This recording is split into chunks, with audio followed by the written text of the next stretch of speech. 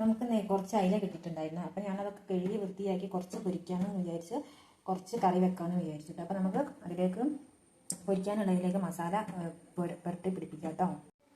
മുളക്, മഞ്ഞൾ, ഉപ്പൊക്കെ ഞാൻ ഇട്ട് വെച്ചിട്ടുണ്ട്. ഇനി കുറച്ച് വെള്ളം പറഞ്ഞ് നമുക്ക് വെള്ളം തൂകിയിട്ട് നമുക്ക് കുഴച്ചെടുക്കാം.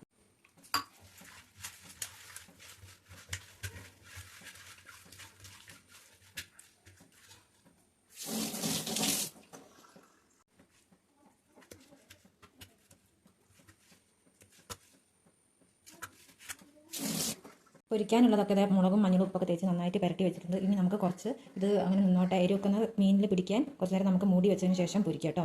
പൊരിക്കാനും കറി വെക്കാനും കൂടിയാണ്. പൊരിച്ചതാണ് ഇവിടെ എല്ലാവർക്കും കൂടുതൽ ഇഷ്ടം. അപ്പോൾ കറി വെക്കാൻ ഞാൻ 2 അയില എടുത്തിട്ടുള്ളൂ. അപ്പോൾ ഇതിലേക്കുള്ള കൂട്ട് നമുക്ക് തയ്യാറാക്കാം.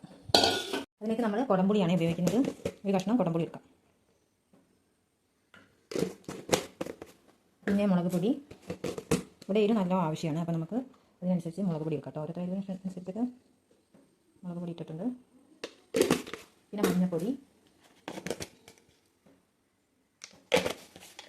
പിന്നെ മല്ലിപ്പൊടി,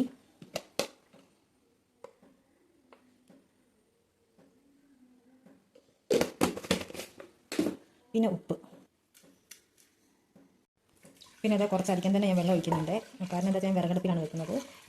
വിറകടുപ്പിലാകുമ്പോൾ നന്നായിട്ട് വെന്ത് വെള്ളമൊക്കെ നല്ല തിളച്ച് കുറുകി വരും. അപ്പോൾ വെള്ളം ഒഴിച്ചിട്ടുണ്ട്. തക്കാളിയും 2 കഷ്ണം 2 പച്ചമുളകും നമുക്ക് ചീന്തിയിടാം കേട്ടോ. വെച്ചിട്ട് ഒന്ന് തിളപ്പിച്ച് കുറുക്കിയെടുക്കാം. ഇനി ഇതിലേക്കുള്ള തേങ്ങ നമുക്ക് റെഡിയാക്കാം. പച്ചമുളകും തക്കാളിയും ഞാൻ കറിയിലേക്കാണ് ഇട്ടത്. ഇനി കഷ്ണം ഇഞ്ചിയും കുറച്ച് 2-3 ചെറിയുള്ളിയും ഇട്ടിട്ട് ഞാൻ മിക്സിയിലിട്ടിട്ട് അരക്കുകയാണ് ചെയ്യുന്നത് തേങ്ങേൻ്റെ കൂട്ടത്തിൽ. അപ്പോൾ നമുക്കൊന്ന് കുറുക്കിയെടുക്കാം. കറി വിറകടുപ്പിൽ തിളയ്ക്കുമ്പോഴേക്കും നമുക്ക് പൊരിച്ചെടുക്കാം കേട്ടോ. അതിൽ ഞാൻ പൊരിക്കാൻ വെച്ചിട്ടുണ്ട്. അപ്പോൾ അതാ കറി നന്നായി തിളച്ചിട്ട് കുറുകിയിട്ടുണ്ട്. ഇതിലേക്ക് നമുക്ക് മീൻ കഷ്ണം ഇട്ട് കൊടുക്കാം കേട്ടോ. അതോടൊപ്പം തന്നെ നമുക്ക് തേങ്ങയും കലക്കിപ്പാരാം. ഇനി ഇതൊന്ന് തിളച്ചാൽ നമുക്ക് ഇറക്കി വെക്കാം കേട്ടോ. അടച്ച് വെച്ച്.